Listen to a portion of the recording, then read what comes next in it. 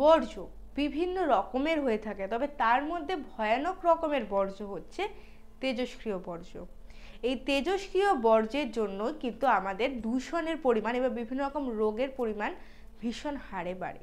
Normally এই তেজস্ক্রিয় যে পদার্থগুলো হয় সেগুলো আমাদের পারমাণবিক গবেষণার ক্ষেত্রে হোক বা ওষুধ বানানোর ক্ষেত্রে হোক বা বিদ্যুতের ক্ষেত্রে, বিদ্যুৎ উৎপাদনের ক্ষেত্রে বা কোনো পরমাণু নিষ্ক্রিয়করণের ক্ষেত্রে ব্যবহার করা হয়। এবং এই ধরনের নিষ্ক্রিয় পদার্থগুলো, যেমন ধরো বলতে পারি ইউরেনিয়ামের কথা। এই যে ইউরেনিয়াম, সেটা যদি আমরা জ্বালাই তাহলে যে বর্জ্যটা উৎপন্ন হবে তাকে বলবো তেজস্ক্রিয় বর্জ্য, যেটা কিন্তু খুবই ক্ষতিকারক। আর মজাদার বিষয় হচ্ছে 2018-তে প্রশ্নে জিজ্ঞেস করা হয়েছিল যে একটি তেজস্ক্রিয় বর্জ্যের নাম বলো। বলো দেখি অ্যান্সার কি হবে?